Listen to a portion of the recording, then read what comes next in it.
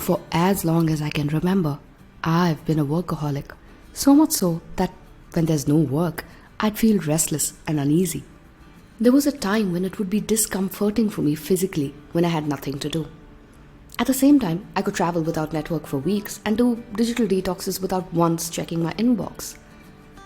The same would be the case when I'd eat. I can fast and stay away from eating for long periods, but when I give in, I let go completely and I cannot stop myself from binging. I can be highly extrovert and social at times and completely silent as a monk at other times. For many years, I swayed from one extreme to another until I realized that this was not sustainable. Is that you too?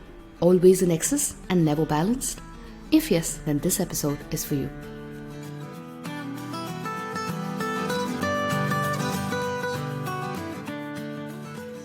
Hello and welcome back to a brand new episode on the Own Your Everyday series in the Being Miraculous podcast. I'm your host and self-awareness coach Shweta Shivaraman, and in this episode we will explore the importance of the middle path and ways we can find more balance in our day-to-day lives. If you've subscribed to our weekly emailers, you'd have read about the many life lessons I learned when I experimented with pottery for the first time.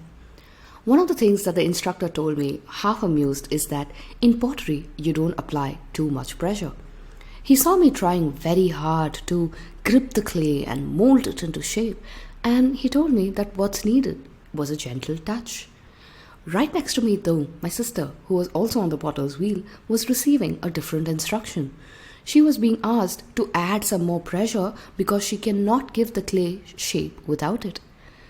Too much and it breaks. Too little and there's no shape. A valuable lesson in pottery was applicable in life too, I realized. When we do anything in excess, overwork, overeat, overdo, we break ourselves. We fall ill, burn out mentally, and feel exhausted.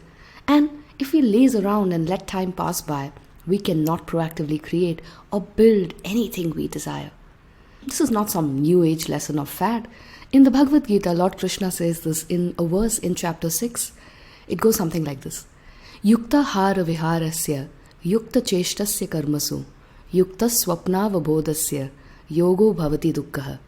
The verse states that those who are balanced in their ahara, eating, vihara, recreation, yukta cheshtasya karmasu, balanced in their work, swapnavabodhasya, sleep and wakefulness, they become the slayer of sorrows.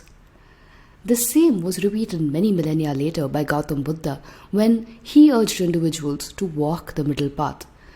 A path that's not characterized by complete abstinence or overindulgence. It is said that Buddha, on his journey to enlightenment, had a phase where he gave up eating and drinking to meditate without interruptions. However, within a few days, his mind started to get weak and dizzy, making meditation next to impossible. At that time, it is said that he heard some woman in the village where he was practicing singing a song. The lyrics loosely translate to, tighten the strings of the tanpura, but do not tighten them so much that the strings break.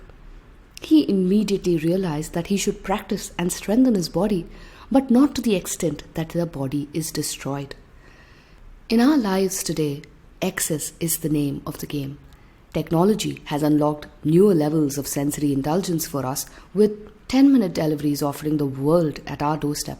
Work has seeped into every moment of our lives through calls at unearthly hours, 24/7 Teams notifications and WhatsApp pings. To live our best life, we need to find the balance between work and play, action and rest, doing and being. How do we really go about finding this balance though in our day-to-day lives? Here are some ways that help me. 1. Let go of the need to control. Oftentimes we cling to certain activities because we feel we can control it by clinging to it. When we let go of the need to control every aspect of our lives, we can allow ourselves to flow with the course. 2.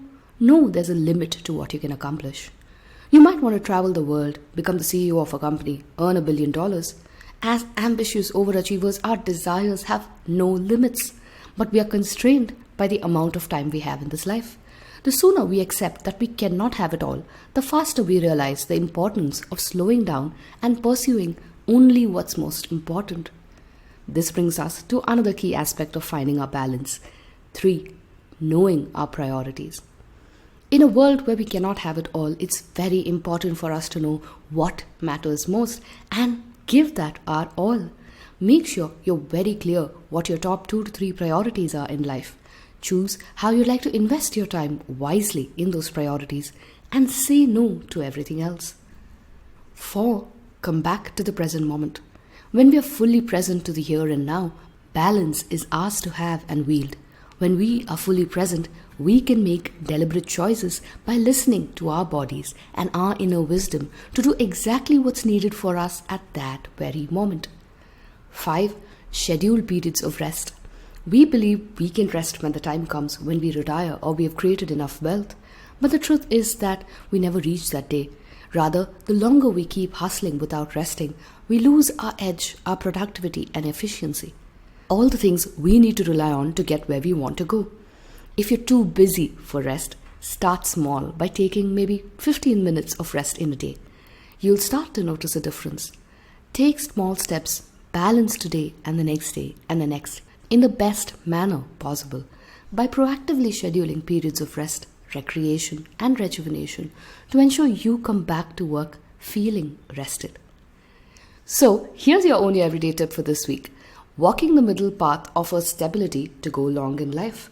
Find your middle ground by letting go of the need to control, by being realistic in your expectations from yourself, by being clear of your priorities and scheduling times of rest to recoup and recover. Lastly, consciously stop churning the past or worrying about the future and bring yourself back to this very present moment. The path is unfolding only in the present moment, and we cannot walk the path without being fully present. Until we meet again, this is Shweta signing off, hoping you have a fabulous week ahead.